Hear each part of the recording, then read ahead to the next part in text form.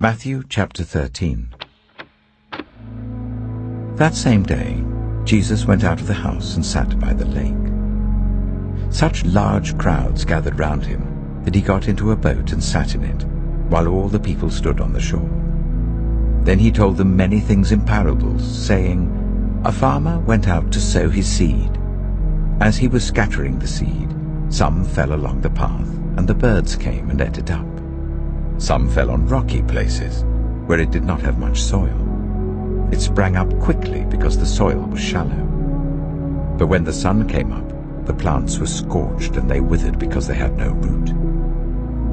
Other seed fell among thorns, which grew up and choked the plants. Still other seed fell on good soil, where it produced a crop 100, 60, or 30 times what was sown. Whoever has ears, let them hear. The disciples came to him and asked, Why do you speak to the people in parables? He replied, Because the knowledge of the secrets of the kingdom of heaven has been given to you, but not to them. Whoever has will be given more, and they will have an abundance. Whoever does not have, even what they have will be taken from them. This is why I speak to them in parables. Though seeing, they do not see. Though hearing, they do not hear or understand. In them is fulfilled the prophecy of Isaiah. You will be ever hearing but never understanding. You will be ever seeing but never perceiving. For this people's heart has become calloused. They hardly hear with their ears, and they have closed their eyes. Otherwise, they might see with their eyes, hear with their ears, understand with their hearts, and turn, and I would heal them. But blessed are your eyes because they see, and your ears because they hear.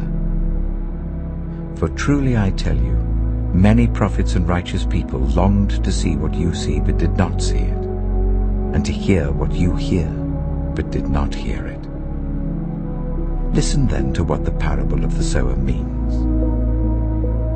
When anyone hears the message about the kingdom and does not understand it, the evil one comes and snatches away what was sown in their heart. This is the seed sown along the path. The seed falling on rocky ground refers to someone who hears the word and at once receives it with joy. But since they have no root, they last only a short time. When trouble or persecution comes because of the word, they quickly fall away. The seed falling among the thorns refers to someone who hears the word, but the worries of this life and the deceitfulness of wealth choke the word, making it unfruitful. But the seed falling on good soil refers to someone who hears the word and understands it. This is the one who produces a crop yielding 100, 60, or 30 times what was sown. Jesus told them another parable. The kingdom of heaven is like a man who sowed good seed in his field. But while everyone was sleeping, his enemy came and sowed weeds among the wheat and went away. When the wheat sprouted and formed ears, then the weeds also appeared. The owner's servants came to him and said, Sir, didn't you sow good seed in your field? Where then did the weeds come from? An enemy did this, he replied. The servants asked him, Do you want us to go and pull them up? No, he answered, because while you're pulling up the weeds, you may uproot the wheat with them. Let both grow together until the harvest. At that time I will tell the harvesters, First collect the weeds and tie them in bundles to be burned. Then gather the wheat and bring it into my barn. He told them another parable. The kingdom of heaven is like a mustard seed, which a man took and planted in his field. Though it is the smallest of all seeds, yet when it grows, it is the largest of garden plants and becomes a tree, so that the birds come and perch in its branches. He told them still another parable. The kingdom of heaven is like yeast that a woman took and mixed into about 30 kilograms of flour until it worked all through the dough. Jesus spoke all these things to the crowd in parables. He did not say anything to them without using a parable. So was fulfilled what was spoken through the prophet. I will open my mouth in parables. I will utter things hidden since the creation of the world. Then he left the crowd and went into the house. His disciples came to him and said, "Explain to us the parable of the weeds in the field." He answered, "The one who sowed the good seed is the Son of Man. The field is the world, and the good seed stands for the people of the kingdom. The weeds are the people of the evil one, and the enemy who sows them is the devil. The harvest is the end of the age, and the harvesters are angels. As the weeds are pulled up and burned in the fire, so it will be at the end of the age. The Son of Man will send out his angels, and they will weed out of his kingdom everything that causes sin and all who do evil. They will throw them into the blazing furnace, where there will be weeping and gnashing of teeth. Then the righteous will shine like the sun in the kingdom of their Father. Whoever has ears, let them hear. The kingdom of heaven is like treasure hidden in a field.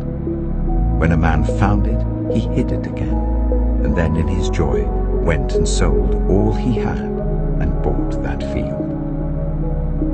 Again, the kingdom of heaven is like a merchant looking for fine pearls. When he found one of great value, he went away and sold everything he had and bought it.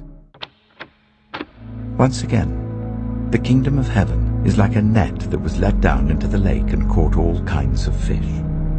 When it was full, the fishermen pulled it up on the shore. Then they sat down and collected the good fish in baskets, but threw the bad away.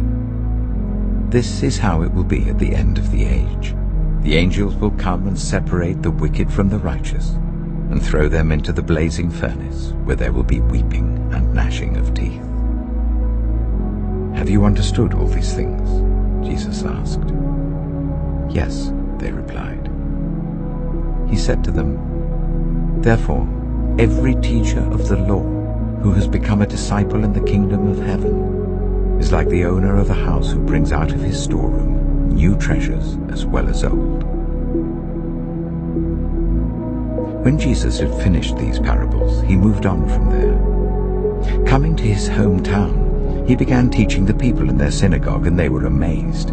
"Where did this man get this wisdom and these miraculous powers?" they asked.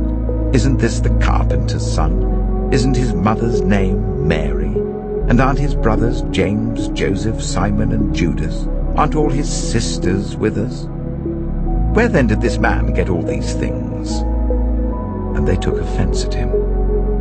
But Jesus said to them, "A prophet is not without honor, except in his own town and in his own home." And he did not do many miracles there because of their lack of faith.